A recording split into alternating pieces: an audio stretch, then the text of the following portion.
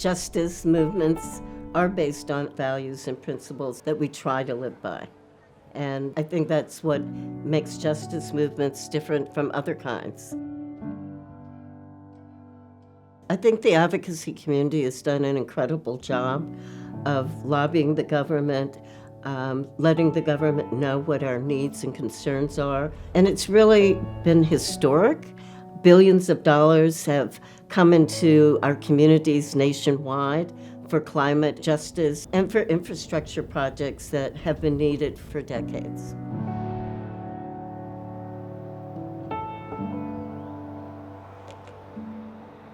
Turning federal money back into community money.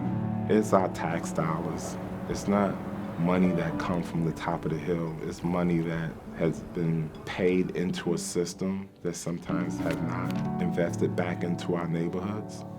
So it's just reclaiming the resources of not just now, but of generations before us to reinvest back into community life. We have some projects that are directly related to the community I grew up in, from more air and water monitoring to soil remediation to mobile home water quality. We provide workforce development where we are making sure that people who have barriers to employment opportunities could be trained and then work in the environmental and green collar sector. We have trained nearly 2,000 individuals, and everyone who wants a job has gotten one. So after Winter Storm Uri, most folks lost energy, water, myself included, and so energy really became a central topic of conversation. Applying for Solar for All was our attempt at making sure that low-income communities of color have access to solar energy and not just those with more privilege.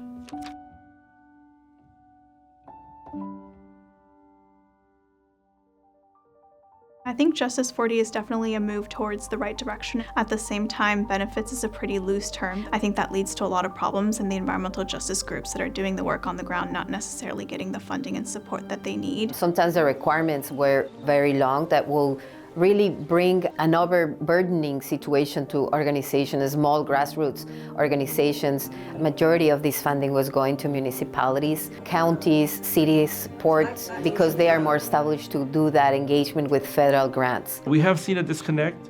I know there is funding that a lot of agencies have applied for in the area, yet I've heard it directly from them saying, well, we can worry about the environmental justice piece later. So we've seen a lot of mobilization, but not the mobilization we want to see in Kansas City.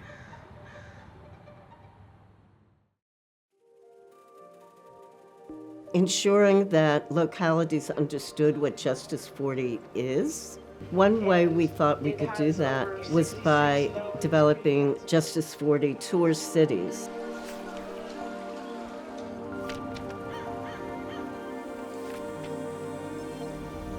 What we call toxic tours have always been effective for a number of reasons.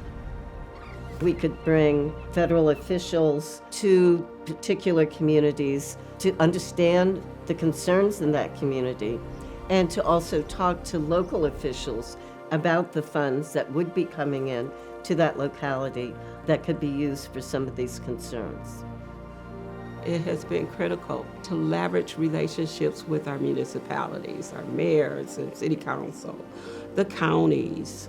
We saw some real, genuine interest by our cities.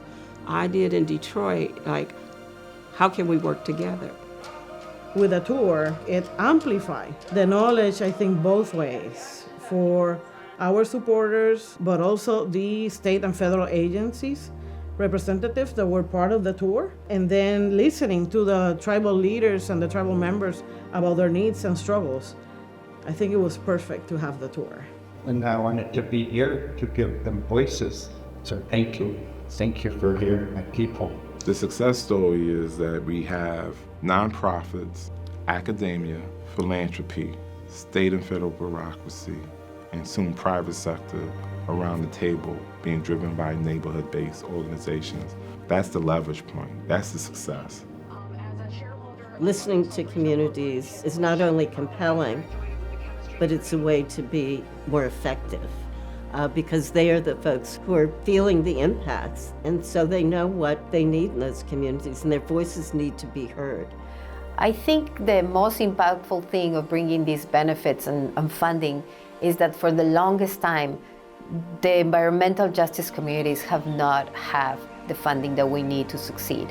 We are the ones that are being impacted, and therefore we should be the ones defining the future of how we want to see our communities thrive. This is helping a lot of people. You're talking jobs, you're talking affordable housing, you're talking, reducing the budget and burdens at the city level. I have seen the local school system install solar and leverage their own bonds, and now are providing that as a credit to their teachers and low-income students. A lot of tribes and institutions are benefiting from it to protect salmon habitat, climate resilience, infrastructure. The greatest lesson for me around Justice40, it's been an opportunity for us to problem solve together.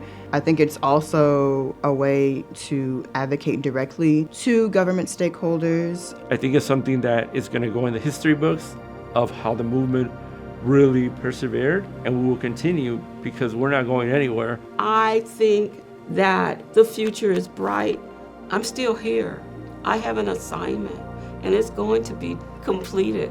And then I'm going to be able to pass that baton to keep it going until righteousness, until the things that our communities deserve is accomplished.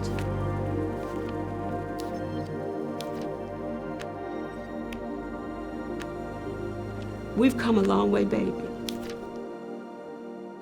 No one's going to stop us.